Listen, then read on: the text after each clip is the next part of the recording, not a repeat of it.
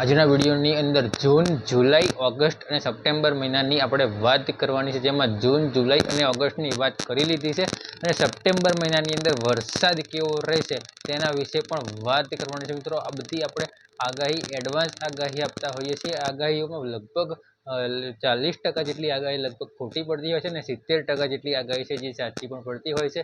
જે લોંગ ટાઈમની આગાહી હોય છે તેમાં આ રીતની સિસ્ટમ પ્રોસેસ રહેતી હોય છે. મિત્રો, હવે વાત કરી લઈએ ઓગસ્ટ 31 સુધીની. કાલના વિડીયોની અંદર વાત કરી હતી સપ્ટેમ્બર મહિનાની.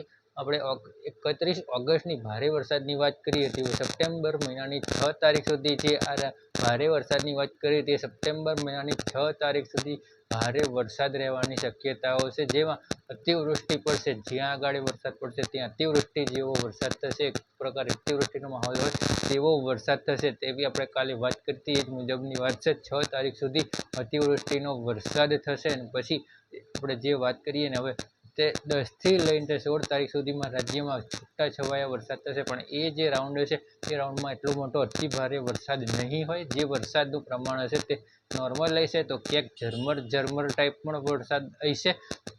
અને વાત કરી લઈએ હવે આપણે 21 થી 30 તારીખ 30 સપ્ટેમ્બર સુધી. તો 21 થી 30 સપ્ટેમ્બરનો જે રાઉન્ડ છે તેમાં પણ રાજ્યમાં ભારે વરસાદ તો જોવા નહીં મળે, પણ આ રાઉન્ડની અંદર તમને ગાજવીજનું પ્રમાણ વધારે જોવા મળશે.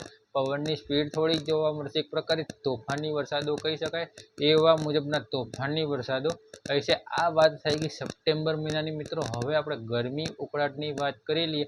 અત્યારે હાલ રનિંગમાં જે ગરમી અને ઉકળાટ થઈ રહ્યા છે ગુજરાતમાં, ગુજરાત રાજ્ય છોડીને આપણે ભારતના લગભગ ઘણા બધા રાજ્યોની અંદર વરસાદ પડી રહ્યા છે, જેમાં ઉત્તર ભારતના ખાસ કરીને દિલ્હી, NCR તેમજ ઉત્તરાખંડ જેવા વિસ્તારોની અંદર અને જે બીજા રાજ્યોમાં પણ વરસાદ પડી રહ્યા છે, જેના કારણે ગુજરાત રાજ્યમાં ભારે ઉકળાટનું પ્રમાણ જોવા મળી રહ્યું છે. ગરમીનું પ્રમાણ ખૂબ જ વધારે જોવા મળી રહ્યું છે. મિત્રો, અત્યારે હાલ અને ગરમીનું પ્રમાણ હજી પણ કન્ટિન્યુ આગળ ચાલતું રહે તેવી હાલ પૂરતી શક્યતાઓ છે. જે આપણે માહિતી આપવાની સપ્ટેમ્બર મહિનાના વરસાદની તે અગત્યની માહિતી આપવાનો પ્રયત્ન કર્યો. અત્યારે હાલ આ વિડીયોની અંદર આટલું જ.